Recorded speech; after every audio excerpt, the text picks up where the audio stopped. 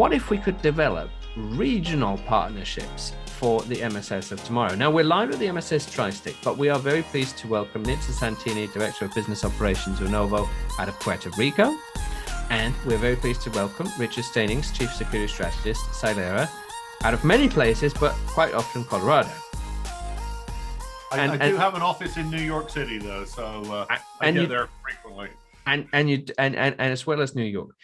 And in events gone past, we have tried an interstate panel to say, does it make sense to collaborate with, I don't know, Boston? No, that's not state, Massachusetts, and the tri-state area. What does distance matter? I wonder if in this we could look to the future of remote work and remote collaborations to say, maybe time zone is more important. Maybe culture is more important. But actually, are there any boundaries today? So, Nitza, you very kindly spoke at our Puerto Rico event that we ran. Could you tell everyone a little bit about yourself and where you're coming from? Hi, good afternoon, everyone. Thank you so much for the invitation to join you again. And Richard, a joy to be here on the panel with you.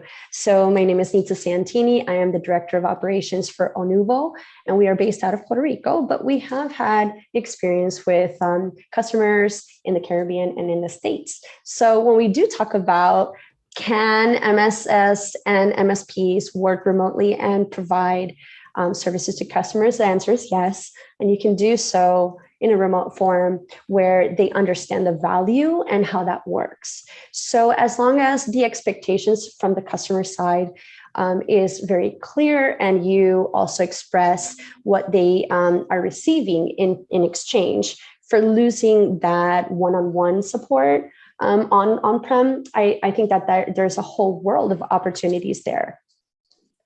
And I like that because that means that our panel could basically go in any number of directions because the services are endless.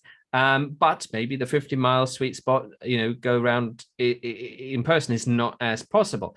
Richard, do you think this is part of a wider trend because of the last 2 years, or was it happening anyway? I think it was happening anyway, but I think the last 2 years have exacerbated or sped up the flexibility and the adaptability of supporting business functions within organizations from all over the world. Obviously, I liked your comment about time zone support. I think that makes a lot of sense, but should it be a one-to-one time zone or should it be a near-to-one time zone? There are arguments to suggest that you don't need to be on the exact same time zone. If that were the case, I would probably move from Colorado down to Puerto Vallarta and sit on the beach every day, to do my work. Same time zone, right? Or up to Alberta during ski season, perhaps. But I think we can all, we've all become virtualized in how we deliver our expertise and the value to the companies that we work for. No, that's very important, and already I'm planning a ski trip. No, I'm joking. But the prospect of digital nomads and virtual first companies, it's real. Maybe back in the day, 3 years ago, people would say, if I start a company, the last thing I'm looking for is an office, and I can totally buy into that. But Nitza, are you seeing virtual first companies just explode in number, or is it kind of the same? And are they looking at friendly geographies like Puerto Rico to help them? So what I would say is that Puerto Rico is uniquely positioned for that answer, for that question, because Puerto Rico is an investment destination. So the government has put into place these leverages for people to come and invest. And so what we're seeing is lots of startup, lots of VCs setting up shop. We have massive amounts of real estate that are converting into shared spaces. So you can be an entrepreneur, a startup, and have access to office facilities, but don't necessarily work there 24/7. You can literally go there 24/7, but you don't have to work there full time. So I think that Puerto Rico has a unique capacity to work around that. Virtual first, there are a lot, but that doesn't mean that the MSP services or security services don't come into play. Even if it's just one person or three people in your company, security is very important, and also backups. So you always want to protect your data, right? And when we talk about time zones, we're very used to working with the states. So even if you're in California, in the wintertime, there's 4-hour difference. In the summer, there's 3, but we're used to that. So we just accommodate conference calls and whatnot with the customers. But definitely have the culture part that you mentioned, and language. I mean, we also have Spanish and English, completely bilingual. Most of the population has the high school degree, and a huge percentage of the population has college degrees. So when we do talk about a place like Puerto Rico to leverage MSP services, even if it's remotely, there's definitely room to grow, and it's cost effective. Yes, I did want to come onto cost effective and things like that, because that's certainly gonna factor into to a lot of people. If the current economic climate, back in 2010, we weren't allowed to say recession, so I wonder if we're allowed to say it now. Richard, what do you think this is going to do? Will this spell finally the end of the pure play 50-mile sweet spot MSP, or not? I think it's going to be a hybrid. So plainly, we need some people, who can be boots on site, right, in order to walk corridors and manage customer expectations from an MSS or MSP perspective. But they're a small number, right? The vast majority of people that support a customer don't need to be on site anymore. You're talking here to a guy that's, got 2 million air miles with one airline alone, right? I spent much of my life sitting on a damn plane as a consultant, flying to different customer sites all over the world. Spending a week there and coming back again, because there was that expectation of working on site. You're not working if you're remote and we can't see you working. I think COVID has taught us that lesson now, that people are in fact as productive, if not more productive, working from home than they are from an office, right? And they don't have to spend $20 on a $2 sandwich at lunchtime and $6 for a cup of crappy coffee, right? When you can just invest in a filter machine or an espresso machine at home, right? Plus, that's dangerous. Oh God, tell me about it. Anyway, now that we get sidetracked here, I think the vast majority of people are more effective working from home. I know at my level, I'm a lot more effective personally working from home. So I see the future as being some kind of hybrid environment. Maybe someone, comes on site, works remotely for 3 weeks of the month, and they come on site for a couple of days, just to build up those interpersonal relationships if they're in a managerial role. But it allows you to drive costs down by not having to commute, by not having to be on site, by not having to pay New York salaries for people that support New York companies, or even worse, Bay Area salaries for people that support the Silicon Valley companies, right? And it allows you access to highly capable resources that otherwise wouldn't be available to you. Absolutely. But when we're looking for the There's solution, always a but with you, fella. So. No.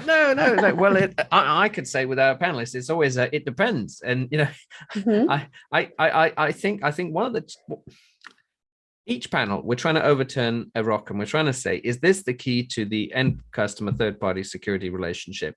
And I do see that remote partnerships could be that glue, because it becomes affordable, it becomes adaptable, and the expertise you want might only exist in Puerto Rico. So it's okay to have that in a team 1 day a week.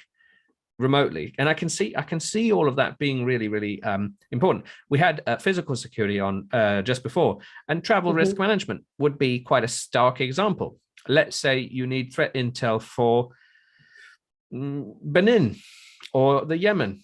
You're not going to want that every day, but you want someone with economies of scale to do that, right? Okay, maybe it's a bit of an exotic location. Well, I think it's if we're talking physical security, it's a bit of a risky location, Benin and Yemen, right? So okay, maybe like that it's almost like a beach vacation in Ukraine at the moment, right? All right, maybe that wasn't the best example, but I'm trying to say maybe the expertise you want is in only one location, so it's better to do that. But Nitza, I know that Puerto Rico is uniquely placed because you can conduct a lot of free commerce, but aren't the increasing privacy laws across different states going to be a challenge? Because suddenly you might find someone go, oh, I need California cloud. No, I need Massachusetts cloud. Is that a consideration?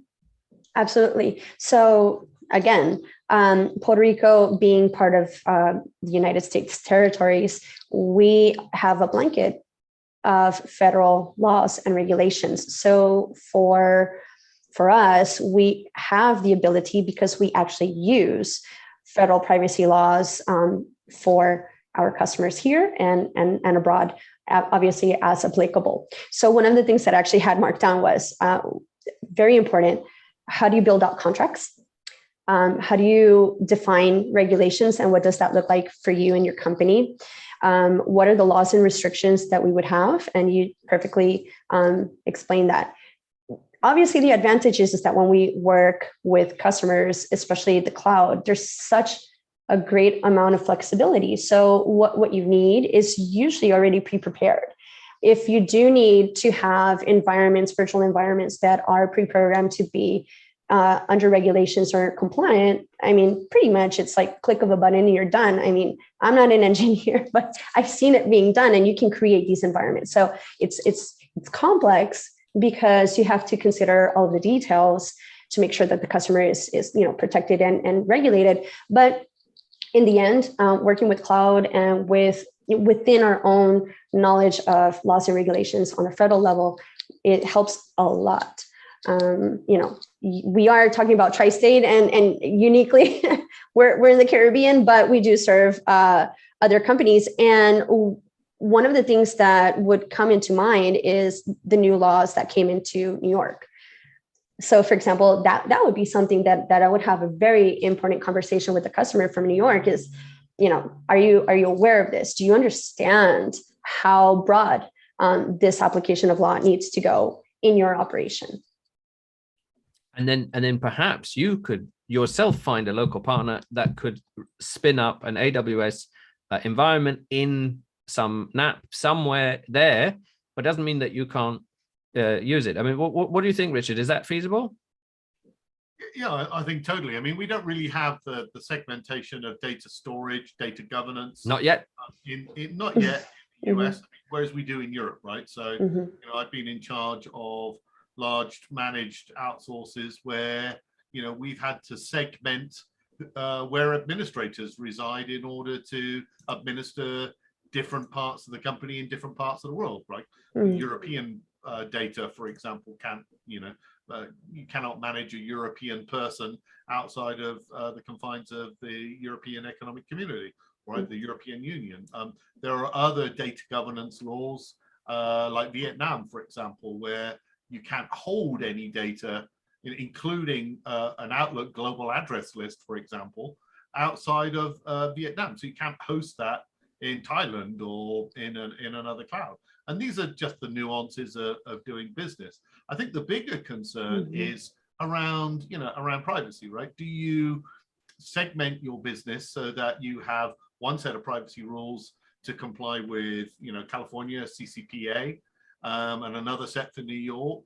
Or do you, in multinational environment, just adapt to GDPR and say, this is the baseline, and we're just going to build a few extra components that are required for New Mexico, California, wherever, right? And that becomes our baseline that we then implement globally across an organization. I think that's what a lot of companies are doing. I mean, you mentioned earlier about US privacy law, federal privacy law. I wish we had one, right? Our politicians in the US just are too corrupt to actually get around and pass something. I think business as a whole would be in a much better position if we just had one regulation from a privacy perspective to hit, rather than 50 plus for the United States. Yeah, it's complex. There are ways around it, but I don't think they're Herculean efforts. And I see the benefits outweighing the costs in many, many ways. So to give you another example here, and I don't want to monopolize the conversation, as you know, I spend a lot of time in the healthcare space, right? It's been the focus of much of my professional career. There is a great difficulty trying to find health security staff that are able and willing and can afford to work for a hospital in New York City or in San Francisco, right? Or in Los Angeles. Because, you know, those individuals, anyone with cyber in their resume can immediately go off and make 2 or 3 times as much working for a Silicon Valley company or a big financial services firm in Wall Street. It makes it very, very difficult to find and retain quality staff and quality talent in order to provide that cybersecurity function in those very cost prohibitive areas. And I think that's where this outsource model, this dispersed model, has massive levels of advantages. Yeah. That actually happens to be our truth, because we serve a lot of I mean, obviously on the tech side, it's not so much the HIPAA compliance, but the high tech. So what we've been able to do is cover the security and the backup space. While they do have some in-house staff, we do a collaboration. We assist in the reporting and the patches and the monitoring of the networks to make sure that the devices are okay, that they're up to date. So when we receive these alerts and this information, our staff on Onuvo is going to contact the IT staff at the hospitals or the clinics or the pharmacies to make sure that they're aware of what's going on, that we've probably already taken care of it, or that it's something that they need to do on their side. But it is nearly impossible for staff to do it in-house. I mean, there's just so much to do. And so in order to stay compliant, but you have to run a day-to-day operation, how do you even begin to do that with limited staff, or pretty much like 1 or 2 guys running an entire hospital? So either you give up a resource to do help desk and, you know, help the user with a printer, or my Wi-Fi is not working, or do you get, you know, down to the nitty-gritty, more deep technical stuff and outsource either the security or the help desk component, which is basically how we do it. So I'll give you a classic example there. I was in a conversation about 3 months ago with a CISO friend of mine who runs a hospital, and he said, look, if I staff my security operations center locally with people that, you know, come into work and sit in the SOC, I can afford to do it 9 to 5. If I outsource it, I can do it 24/7, right? Now, knowing that, right? What would perpetrators do? They would wait till, you know, 6 o'clock on a Friday evening, knowing full well that the SOC shut down at 5:30, and they would have the entire weekend to run amok in that particular organization. So there's an increase in functionality that outsourcing provides you, which results in net improvements in overall security capabilities and controls. And it's kind of funny because, you know, I could almost have labeled this panel outsourcing, but I didn't think of it that way. Yeah. And the reason I didn't think of it that way is because I think because we're all used to working remotely and collaborating remotely now, the word outsourcing to me sounds like my utility provider putting a call center in India, which is fine, but it doesn't feel as connected to them as I would anticipate. But in end effect, what the last 2 years seem to have done is enabled interstate working, regional working, where it's not someone out there out of mind. I think we've found new ways to feel that they're part of a team. Absolutely. Look at how many people are now working for big Silicon Valley companies from Idaho, right, or Montana, right, where they sold their 2-bedroom townhouse and they now live in 10 acres, on a ranch with horses and God knows everything else, because the economics of relocation worked in their favor, right? And I just did a Jamaica specific event, and it's a shame because we're going to have someone called Leslie Ann Nooks from Digicel join us, but she couldn't. But people in Jamaica are working remotely for people everywhere. Right. Like it's another place. I could have picked any other place, but it's just because she was going to join. So well, next time you do one in Jamaica, then please invite Nitza and I along, and we'll gladly come down to Jamaica for a day or so. I love Jamaica. Well, I have a lot of good coworkers and friends there. So there you go. That's collaboration already. Because so Nitza, I'd be interested. This is the Tri-State event, and I will continue these geographically specific forums. And I got San Diego coming up. Maybe I'll do one for the Caribbean, or if you're American Caribbean, then there's a place for it. But what should we ask next time? What should we ask for our next event? What topics do you think should feature on our agendas? Okay, you put me on the spot because there's many things. There's many things, right? But if I had to choose areas of focus where we could have conversations as panelists and provide information to the audience of where they should be focusing on, what is the next thing that they should look into, data protection, backup, and security.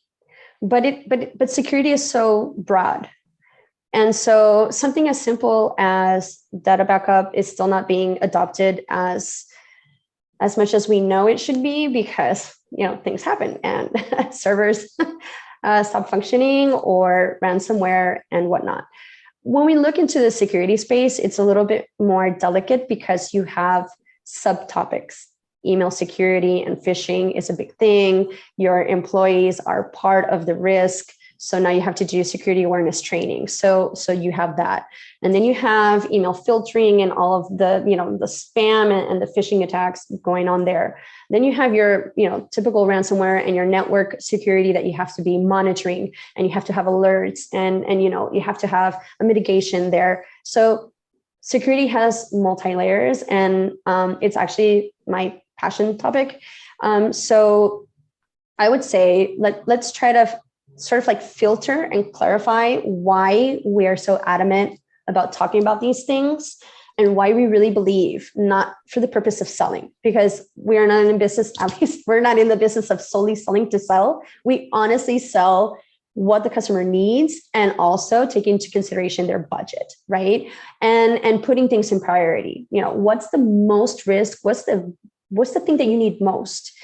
And start having these conversations, start planning for it, start budgeting, and start understanding what it looks like. And so I would say focus on security, but sort of fragment the topics in order to kind of give the audience a little bit of more background about why people are emphasizing security so much. I like that, because if we break down the stack, that could almost be a panel. Each one is a different panel. Absolutely. And Robert in the audience says advanced data-driven risk assessment. Yeah, why not? That could be a panel in itself. And yes, Richard, I hope you forgive me doing market research on these, but I think it is an interesting way to sort of harness what we've been thinking about for this event, to think, right, where do we go next? And I know we're going to physically meet in August in Phoenix. Nitza, you're very welcome to come up to Phoenix in August. What do you think we can carry over? Any themes, Richard? I would say resiliency is probably a hot topic across the entire cybersecurity space right now. Ransomware has really driven the nail home that we need high levels of availability, and it's not just a question of backup and testing restore procedures. It's it's the downtime associated with restoring data that Mhm. is the business killer, right? If you are in a very fickle business, let's just say cell phones, for example, right? You're a cell phone provider, or you're a a cell phone service provider, and your business is down for a day, your customers are going to pick up and move to another provider very, very quickly, because they're fickle. All the prices are all the same. All the service contracts are almost the same, and the service is lousy wherever you go, right? So it doesn't really matter, whether you're with one provider or another. The costs of a downtime can be measured in millions of dollars, a minute for those types of businesses. What we need to do is we need to take the steam out of ransomware when perpetrators encrypt our networks, and say, to hell with you, we're just going to switch over to our second instance or a third. I love that. Right? I love that. That is exactly it. Just, right? Nip it. The reason we've got a ransomware problem today is because people were unprepared, and they didn't have a high resiliency, high capability, high availability system to fall back upon, and they got caught wandering around with their pants around their ankles, right? Tricky. Tricky. Well, But if you just look back a couple of years ago at some of the ransoms, right? The initial, when ransomware really started to hit, we were looking at $15,000 ransoms, right? Now we're looking at 15 million plus, right? Bitcoins. Yeah. I mean, try explaining to a customer how they can even buy a Bitcoin or some kind of cryptocurrency. So it's like, well, if you wait a week, they'll be free, I think. The way the economy is going, yeah. And Robert suggests we could also talk about integrity breaches too. Industry has addressed confidentiality and availability. And what about integrity? That could be it. We touched on PR and disaster that way. Why not? And unless we're thinking of a different type of integrity, Robert, are we thinking? I don't know. I think he's talking about data integrity, right? Oh, right. Okay. In terms of cybersecurity, we talk about protecting confidentiality, integrity, and availability of data. And certain industries do better jobs at protecting the integrity of data. Financial services, for example, they have integrity monitoring systems deployed. Some of that's required under GLIBA and PCI, for example. Other industries like healthcare don't. Right now, okay, so I could break into someone's bank account and change the balance of the bank, right? That would be spotted by the end of day transaction, because there'd be a discrepancy, and it would be reversed. If someone were to break into a hospital medical record and change the blood type or remove allergies in an attempt to do harm to a patient, that has far more reaching impact than a balance sheet being off at the end of the day.